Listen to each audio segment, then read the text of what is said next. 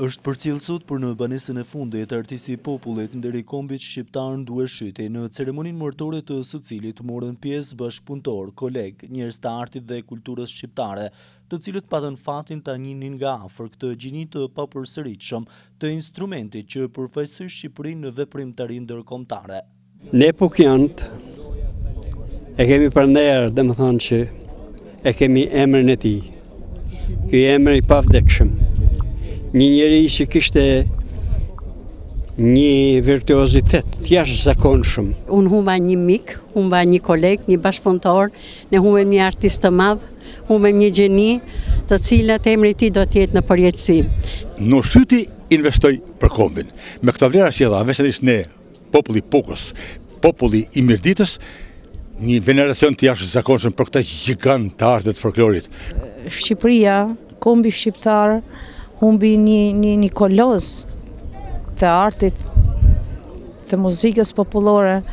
Ndueshyti bëri emër që në moshë të re, me kulturën e tij të punës, me instrumentin e tij, duke ma xheps edhe skenat botërore. Ai bëri emër në Dijonin e Francës, ai bëri emër në të gjitha kontinentet, duke dhënë mbi 450 koncerte në 4 kontinente. Ai si askush tjetër mori ndërimet më të mëdha, duke filluar që artisti i merituar, artisti i popullit, nderi i kombit, mori mirënjohje e medalje të ndryshme, të cilat janë të panumërta. Ndueshyti metet një njeri pa zëvendësueshës i fushës së artit. Ai për mua është një gjevahire në gjerdanin e të artit tonë kombëtar.